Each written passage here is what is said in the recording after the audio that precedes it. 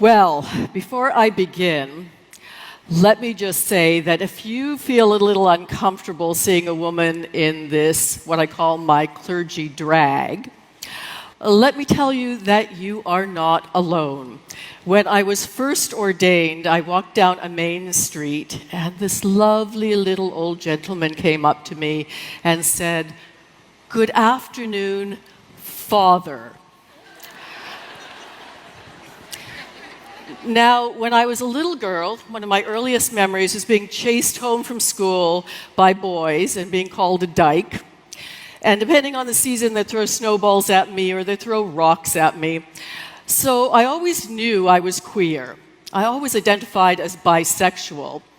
And for the last few decades, I've known I'm a Christian. But I think when that old man said to me, "Father," for the first time I was a queer Christian.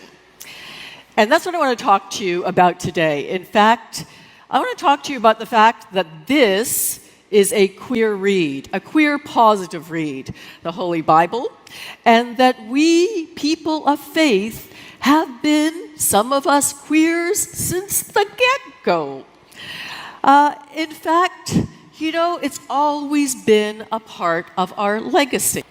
I've been so privileged and so honored in my life because I got to perform the very first legalized same-sex marriage, and here they are.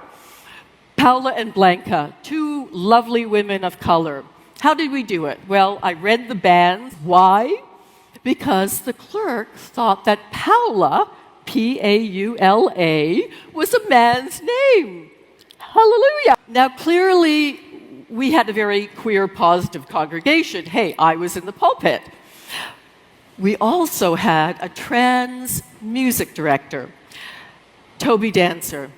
And Toby was the inspiration behind Toby's Law. I fought for years to get passed.